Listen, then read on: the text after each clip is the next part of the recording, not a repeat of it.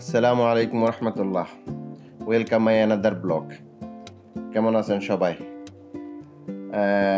আজকে আলান বাজারে যাচ্ছি বিশেষ একটা কারণে, ছুটি নিয়ে, শুক্রবার আসরের পরে। কারণটা হচ্ছে যে আমরা যারা বিদেশে থাকি, প্রবাসে থাকি, এখান থেকে আমরা দেশে সামান পাঠানো আমাদের জন্য, বিশেষ করে দুবাই থেকে বাংলাদেশে সামান পাঠানো অনেক কষ্টকর।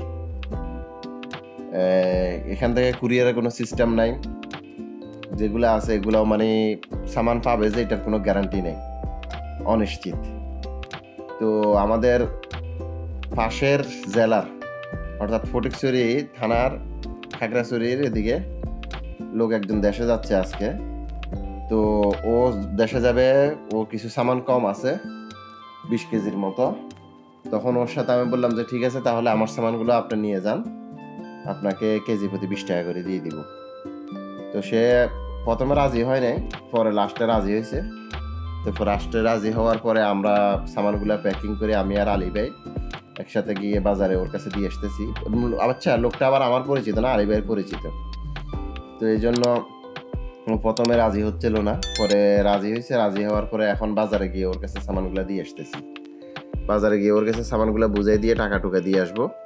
ওর ফ্ল্যাট হচ্ছে বাংলাদেশ বিমান, দুবাই থেকে ডাইরেক্ট চট্টগ্রাম নামবে। দুবাই থেকে রাতের 1টা বাজে ফ্লাইট ছাড়বে, বাংলাদেশ সময় রাত 3টা, এখানে দুবাই সময় রাত 1টা। তো কালকে সকাল 7টা বাজে বাংলাদেশে ল্যান্ড করবে।